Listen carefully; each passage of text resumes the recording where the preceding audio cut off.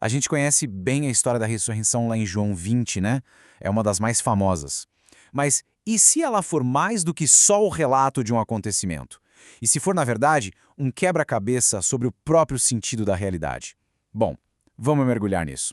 Essa é a grande pergunta que a gente vai tentar desvendar aqui. A questão não é só o que aconteceu, mas como um lugar de ausência, de perda, se transforma num momento de clareza total. Como é que a evidência de uma pedra removida e um corpo que sumiu leva não ao desespero, mas à fé? Para entender essa história, o material que a gente está analisando argumenta que precisamos de uma chave especial. E o curioso é que essa chave não é uma ideia nem uma teoria. A chave, na verdade, é uma pessoa, o próprio Jesus. O conceito aqui é o de chave hermenêutica. Pensa assim, é como ter os óculos certos para conseguir ler um texto. E a proposta é bem radical. A gente não lê a história sobre Cristo. A gente lê a história a partir de Cristo.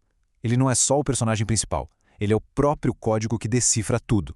Agora vamos para a cena do túmulo, com a Maria Madalena. Ela está ali, mergulhada na dor, na confusão, e apesar de tudo que ela está prestes a ver, a compreensão ainda está bem longe de acontecer.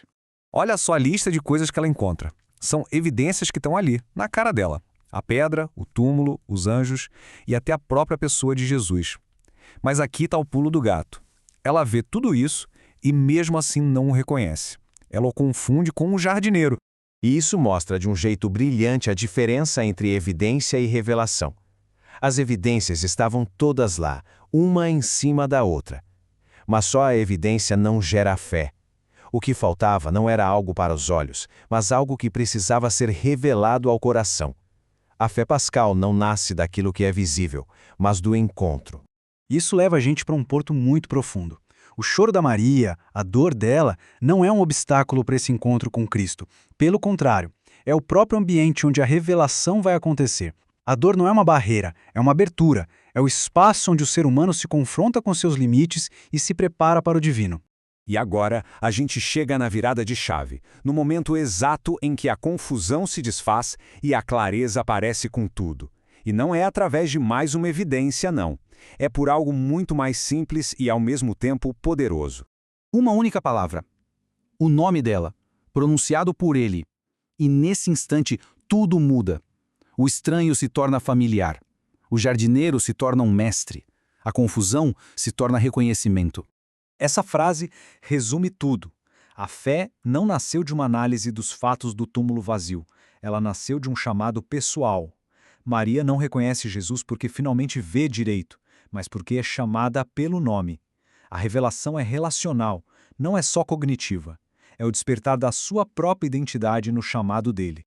Então, a transformação é total e instantânea. A confusão se torna clareza. A dor que paralisava se transforma em uma missão. E o ato de simplesmente ver se torna o ato de verdadeiramente reconhecer. Mas o que acontece em seguida é tão surpreendente quanto. Depois de um encontro poderoso como esse, a reação natural seria querer se agarrar, nunca mais deixar embora, certo? Só que Jesus dá uma instrução bem inesperada. Quando Jesus diz, não me segure, não é uma rejeição, é um redirecionamento. A fé não deve se fixar em possuir uma experiência, em tentar segurar um momento. Pelo contrário, a fé deve ir em frente, para testemunhar, para compartilhar. O encontro é o ponto de partida, não o destino final. O ponto crucial é este. Quem encontra o Cristo não o possui para si, mas é enviado por ele. A experiência da ressurreição não é um tesouro para ser guardado, mas uma notícia para ser proclamada. Ela dá início a um propósito. Agora vamos ampliar um pouco a nossa visão. Por que as mulheres foram as primeiras a testemunhar a ressurreição? Numa sociedade em que o testemunho feminino tinha pouco ou nenhum peso legal, essa escolha é profundamente significativa. A revelação divina, de forma consistente, subverte as hierarquias humanas. Ela não flui pelos canais que a gente espera, de poder, autoridade ou conhecimento. Ela escolhe as margens, os lugares e as pessoas que o mundo considera insignificantes. A revelação não segue o status, ela flui através da disponibilidade do coração. E essa citação é a chave para entender essa escolha. Maria e as outras mulheres não foram escolhidas pelo seu conhecimento ou pela sua posição social. Elas foram escolhidas porque permaneceram. Elas ficaram quando outros fugiram. Elas esperaram na dor quando outros desistiram. É essa fidelidade que as torna as primeiras a ver. No final, a jornada de Maria não é apenas a história de uma mulher. Ela se torna um arquétipo, um modelo para qualquer pessoa numa jornada de fé, mostrando o quanto isso continua relevante até hoje. Olha só esse padrão. É um ciclo vivo da fé. Começa com uma busca, passa pela experiência da dor e da ausência, culmina em um momento de revelação pessoal e imediatamente se transforma numa missão. É uma fé que busca, sofre, encontra e é enviada. E essa jornada continua. As Marias de hoje podem ser encontradas nas vozes silenciadas, nas experiências de dor, nos espaços marginalizados. São aquelas pessoas que, contra todas as probabilidades, permanecem fiéis no túmulo de suas circunstâncias, e por isso são as primeiras a reconhecer os sinais de uma nova vida, aquilo que ainda não é visível para o resto do mundo.